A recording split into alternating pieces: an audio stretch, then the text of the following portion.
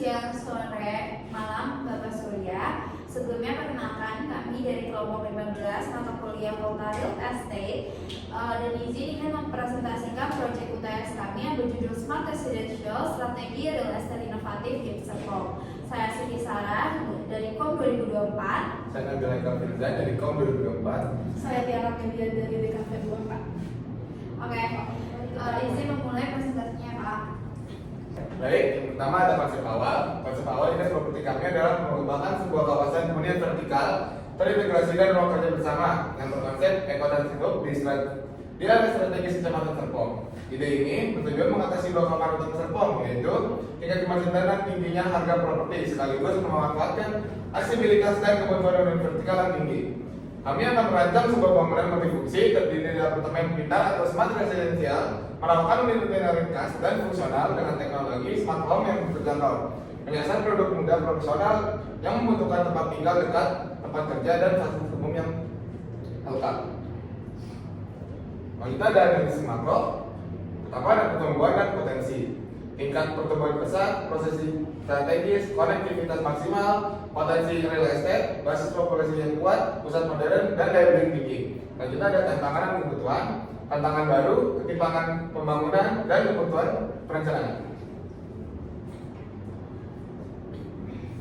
Kita ada analisis mikro, mengunggulkan aksesibilitas, terhubung langsung dengan gerbang tol BSD Barat, gerbang tol Serpong, dan Rawabuntu. Jadi, proyek relasi kami dekat sekali dengan tol Serpong yang menuju ke Jakarta dan Rawabuntu yang terdiri dari stasiun dekat dengan stasiun Rawabuntu dan jaringan feeder bus di Jakarta.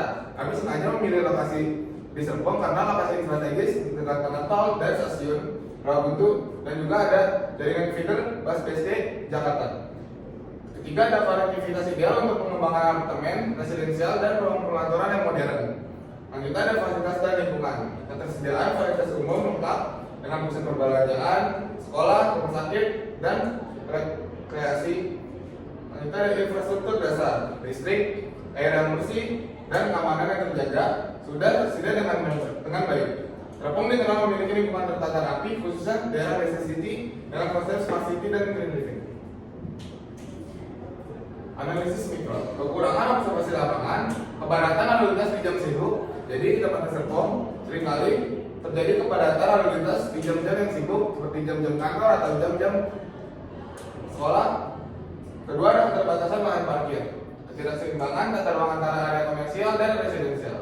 Evaluasi proyek existing, contoh sebuah bangunan bernama Urban Residence, pelayanan staf parkir kurang efisien di apartemen tersebut. Stabilitas listrik belum optimal, jadi banyak listrik kadang suka mati atau tidak stabil. Interior gedung boros energi dan kualitas bangunan kurang padat. Tampilan eksterior kurang menarik, area parkir terbatas.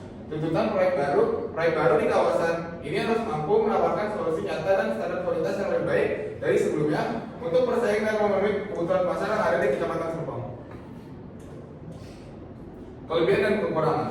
Kelebihannya akses transportasi yang mudah, tol, KRL, bus, dan jalan utama. Seperti yang dijelaskan tadi, kita dekat sekali dengan tol Rawabuntu, KRL Rawabuntu, dan bus BSD Jakarta dan jalan utama. Fasilitas publik lengkap seperti rumah sakit, ada mall, sekolah, dan area komersil.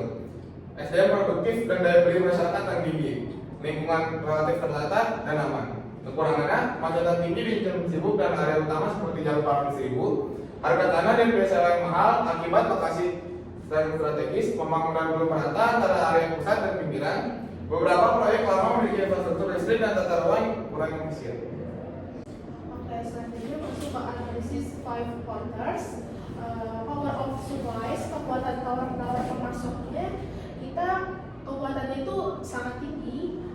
Pemasok lahan pemilik tanah itu memiliki kekuatan besar karena ketersediaan lahan yang sangat strategis dan juga terbatas. Ini tuh dibuktikan dengan biaya beli tanah yang terbilang sangat mahal di lokasi tersebut. Jadi power of buyers, kekuatan tawar menawar pembeli, kekuatan ini itu rendah.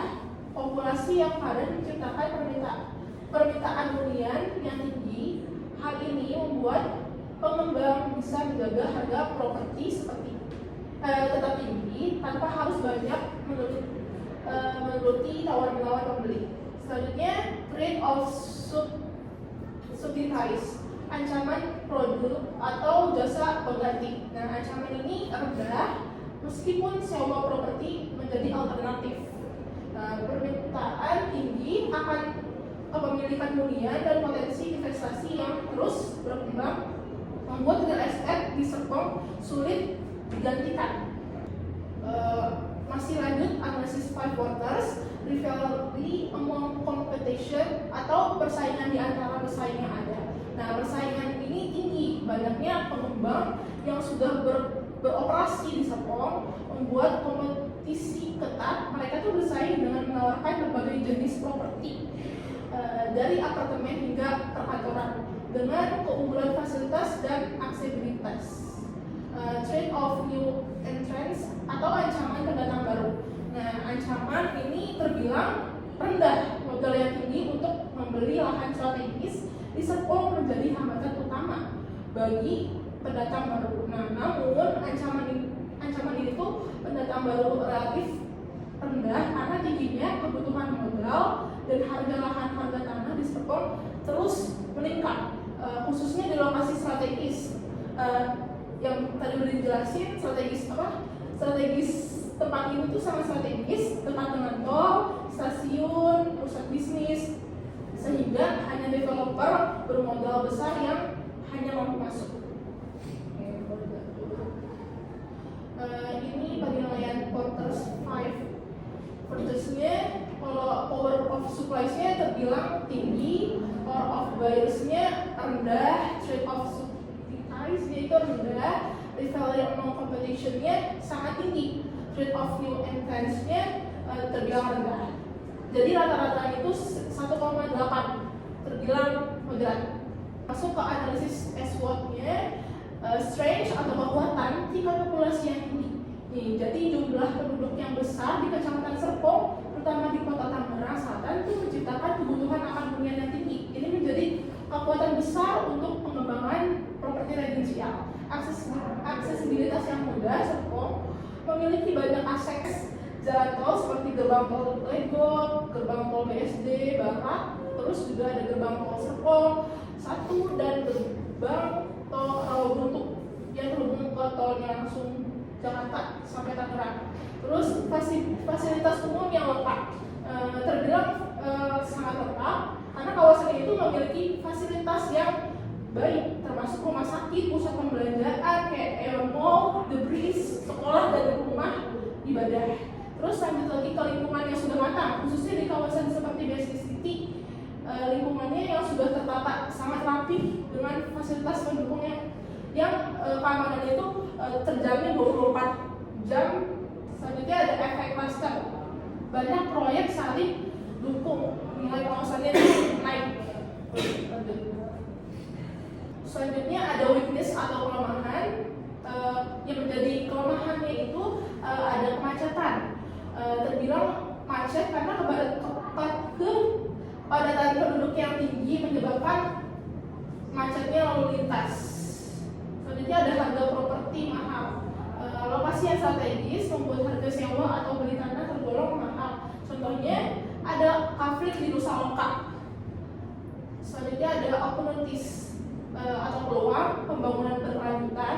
Pembangunan tol baru seperti Serpong sampai Balaraja dan Serpong Cinere dapat membuka akses di wilayah lain dan meningkatkan nilai seperti di Serpong. Potensi apartemen dan perkantoran. Tingginya data penduduk dan SDM yang memadai menjadi peluang besar untuk pengembangan real estate, jenis apartemen dan perkantoran. Selanjutnya ada threats atau ancaman, pembangunan yang tidak merata, ada ketidakmerataan dalam pembangunan.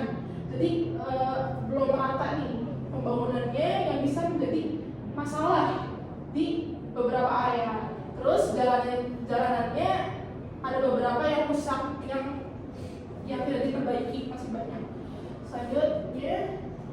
Selanjutnya ada visibility study. Yang pertama ada beberapa kategori di sini. Pertama ada pelayanan pasar, di mana hasilnya adalah sangat layak atau highly visible.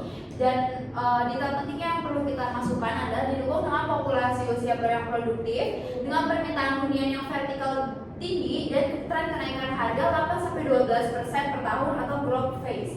Terus yang kedua ada kelayakan teknis yang termasuk layak atau visible. Infrastruktur matang, topografi datar, desain mixed use terintegrasi, menetapkan multi level parking dan teknologi green building. Selanjutnya ada kelayakan finansial, di mana termasuknya layak atau visible dengan prospek keuntungan stabil didukung capital gain yang meningkat dan target ROI-nya 12-18% per tahun. Target break even point-nya adalah 5-7 tahun. Selanjutnya ada kelayakan lingkungan dan sosial yang termasuk juga layak, yaitu mengusung prinsip eco-living dan sustainability. Implementasi yang kita tawarkan adalah ruang hijau publik, taman vertikal, sistem resapan air. Dampak positifnya adalah membuka lapangan kerja baru. Selanjutnya adalah strategi marketing dan pemasaran. Pertama, dari kategori strateginya kita mencoba dengan produk dengan target utamanya adalah masyarakat urban dan profesional muda. Aksi yang akan kita lakukan adalah menawarkan desain modern dan minimalis, efisien dan berbagai tipe unit seperti studio, 1BR atau 2BR. Dengan fasilitas yang menonjolnya, kita bisa menawarkan coworking space, smart access system, area hijau dan konsep green building. Selanjutnya untuk kategori harga menjadi faktor sensitif tentunya, tapi yang kita akan ajukan adalah penetapan harga kompetitif dan menonjolkan nilai investasi yang jangkanya panjang dengan sistem pembayaran yang fleksibel. Dengan kita menawarkan opsi misalnya cicilan DP 0%, KPA, dan program promo atau early bird discount. Terus selanjutnya ada kategori lokasi. Lokasi ini adalah keunggulan utama dari real estate kita di Serpong, yaitu lokasi strategis dekat akses tol seperti tol Serpong dan BSD dan stasiun KRL Rawabuntu, dan juga tadi beberapa halte feeder bus yang sudah disebutkan oleh teman kita sebelumnya. Kita menyediakan akses transportasi publik dan jalur pedestrian yang lebih baik. Terus ada promosi atau meningkatkan visibilitas proyek. Kita menawarkan, kita memikirkan untuk membuat digital marketing dengan mengoptimalisasikan media sosial dan online property listing. Juga kita memikirkan untuk menggunakan event marketing dengan membuat open house, virtual tour, dan property expo. Terus kita juga menggunakan PR, yaitu kerjasama dengan beberapa media properti, contohnya influencer dan lain sebagainya. Selanjutnya ada pelayanan untuk people, membangun hubungan jangka panjang, pelayanan pelanggan yang lebih responsif dengan program member loyalty dan pembentukan residence club agar pelanggan merasa lebih eksklusif. Terus yang terakhir ada proses dan fisik atau proses and physical evidence, yaitu pemanfaatan teknologi.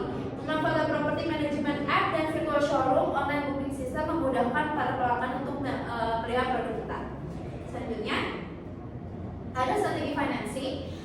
Strategi pembiayaan proyek ini bersifat multisumber atau multi financing approach yang sangat diperlukan mengingat tingginya harga lahan yang ada di sana, dengan tujuan mengendalikan resiko dan mencapai tingkat pengembalian investasi yang lebih optimal.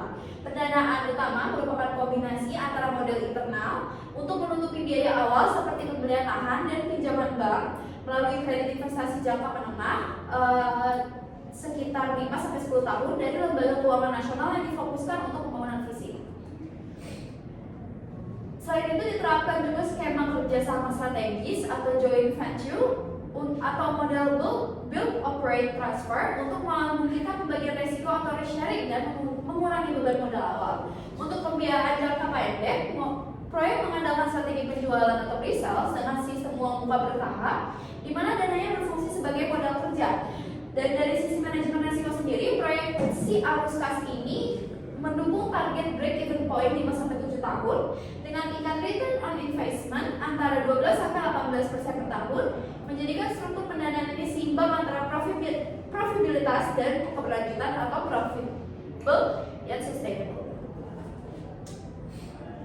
Ini selanjutnya masuk ke 3D dari real estate yang kita lakukan. Jadi di sini luasnya 6x20 dengan 4 unit apartemen seperti itu. Jadi ini bentuknya seperti ini. Sudah ini dan namun dimunculkan di sini. Selanjutnya untuk sumber-sumber pendukung di mana kita mencari tentang data penduduk atau data umum, kita menggunakan data penduduk Kecamatan Serpong yang terakhir di update 2015, data fasilitas umum, data pemerintah agama, akses jalan tol di Kecamatan Serpong dan lain-lain. lahan yang sudah kita ambil. Ini kita ngambil di daerah dimana yang tadi sudah disebutkan dengan pesaing urban hate residence.